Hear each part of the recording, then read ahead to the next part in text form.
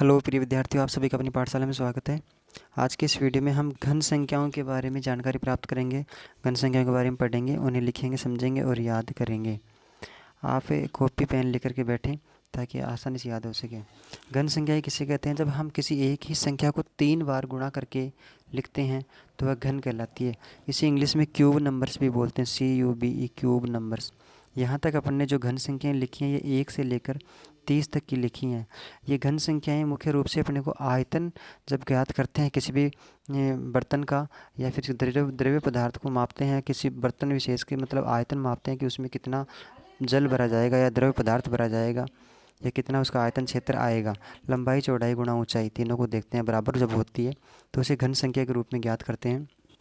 घन के रूप में घन संख्या कैसे ज्ञात करेंगे? यानी एक ही संख्या है उसको 3 बार लिखेंगे और उसको गुणा करेंगे आपस में। जैसे 1 का घन ज्ञात करना हो तो 1 फिर गुणा 1 फिर गुणा 1, इसको 3 बार गुणा किया है। और इसको लिख सकते हैं दूसरे शब्दों में 1 की घात 3, ऐसे भी लिखा जा सकता है। इसको 1 की घात 3 के बारे में भी लिखा जा सकता है। इसका हल करेंगे तो 1 ही आया। 1 गुणा 1 गुणा 1 बराबर 1 की घात 3 होती है, तो इसका हल जो आएगा वो 1 ही आया। आप इसको लिख भी सकते हैं और नहीं भी लिखें तो भी चलेगा। इसको पहले भी लिखा जा सकता है। अब 2 का घन ज्ञात करेंगे तो कैसे करेंगे? 2 गुणा 2 गुणा 2, 3 बार गुणा कर लिया। अब 2 को 2 से गुणा करेंगे तो 2 दूनी 4 होगा, फिर 4 जो आया उसको 2 से फिर गुणा करेंगे तो 4 दूनी 8। इस प्रकार से इसका घन कितना हो गया? 2 का घन हो गया 8। इसका मतलब आप समझ रहे होंगे कि इस 3 को बाहर, अंदर वाले 3 को, ये बाहर लिखा हुआ है 3, यानी 3 को 3 बार लिखना है। जो अपन ने इधर लिख दिया 3 को 3 बार, और फिर गुणा किया तो कितना आया? 27। अर्थात अपन कहेंगे कि 3 का घन कितना होता है? 27। अब इस 4 को कितनी बार लिखना है? 4 को भी 3 बार लिखना है। तो 1 बार, 2 बार और 3 बार लिखा, गुणा किया आपस में तो 4 चौक 16 और 16 चौक 64। तो 4 का घन कितना हुआ? 64 हो गया। ये इसका उत्तर हो गया। इसी प्रकार से 5 का घन पूछे तो 5 को 3 बार लिखना पड़ेगा, 1 2 3, यानी 5 गुणा 5 गुणा 5 बराबर 5 का घन कितना हुआ? 125। 5 का 125। इसी प्रकार से 6 का घन ज्ञात करेंगे तो 6 गुणा 6 गुणा 6 कितना होगा? 6 का 216। 6 का घन हुआ 216। इसी प्रकार से 7 को भी 3 बार लिख करके गुणा करेंगे तो 7 का घन हो जाएगा 343। 343। 8 का घन कितना होगा? 512। 512। 9 का घन होगा 9 गुणा 9 गुणा 9 बराबर कितनी हो गई? 9 का घन 729। और 10 का घन हो गया 1000, यानी 10 को 3 बार लिखेंगे और गुणा करेंगे। 1 बार, 2 बार, 3 बार लिखा और गुणा किया तो कितना हुआ? 1000।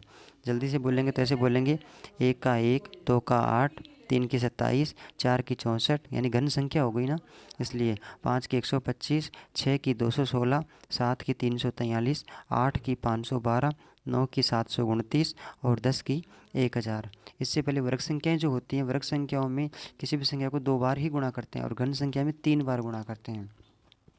फिर आगे 11 का घन देखेंगे तो 11 गुणा 11 गुणा 11 कितना हो गया?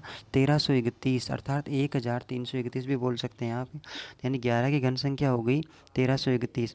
12 को 3 बार गुणा करेंगे तो 12 गुणा 12 गुणा 12 अर्थात 1728। 12 की घन संख्या कितनी हुई? 1728। फिर 13 की घन संख्या होगी 2197। आप दूसरे शब्दों में 2197 भी बोल सकते हैं।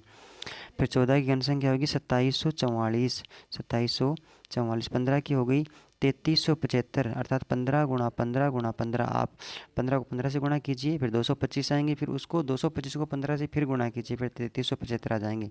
इसी प्रकार से आप किसी भी घन संख्या को ज्ञात कर सकते हैं, लेकिन 30 तक तो अपने को कंठस्थ याद करनी ही है। 16 को गुणा करेंगे तो 3 बार, 16 गुणा 16 गुणा 16 बराबर कितने होंगे? 4096, अर्थात 16 की घन संख्या होगी 4096। 17 की घन संख्या होगी 4913, 4913।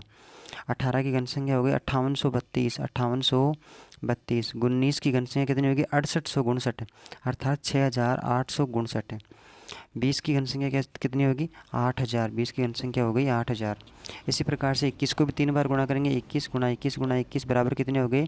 9261, या फिर 9261 बोलेंगे। 21 की घन संख्या कितनी होगी? 9261। 22 की घन संख्या ज्ञात करेंगे तो 22 गुणा 22 गुणा 22 बराबर कितनी होगी? 22 की घन संख्या होगी 10,648। 10,648। 48।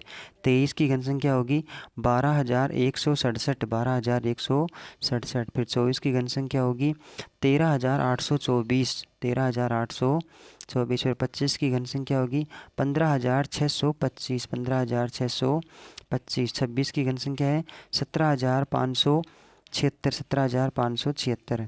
27 की घन संख्या होगी 19,683, 19,683। फिर 28 की घन संख्या होगी 21,952, 21,952।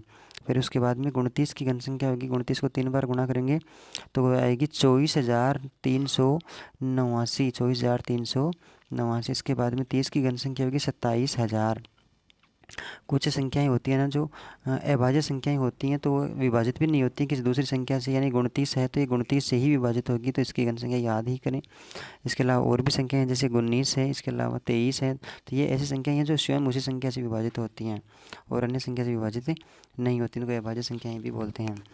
अब इस वीडियो में 1 से लेकर 30 तक की घन संख्याओं के बारे में अपन ने देखा। आप इसको बार बार दोहराएंगे, रिपीट करेंगे तो याद हो जाएंगी, पक्की याद हो जाएंगी। और फिर बार बार अब जब भी कोई समस्या, कोई क्वेश्चन आएगा तो आपके सामने इस प्रकार से हल आराम से, आसानी से उसको कर पाएंगे। इस वीडियो के अलावा 4 वीडियो और बना रखे हैं, जिसमें 1 से लेकर के 10 तक के पहाड़े, फिर 11 से 20 तक के पहाड़े, और 21 से 30 तक के पहाड़े, और 31 से 40 तक के पहाड़े। आप उनको भी देख सकते हैं, इसी वीडियो के डिस्क्रिप्शन में उनका लिंक दे देंगे। और इसके अलावा 1 से लेकर 70 तक की वर्ग संख्याएं अलग से उनका भी वीडियो बनाया हुआ है, तो उनका भी इसके वीडियो में डिस्क्रिप्शन में लिंक दे दिया जाएगा। वीडियो पसंद आए तो लाइक ज़रूर करें। अगली वाली वीडियो में फिर मिलेंगे, तब तक के लिए बहुत बहुत धन्यवाद।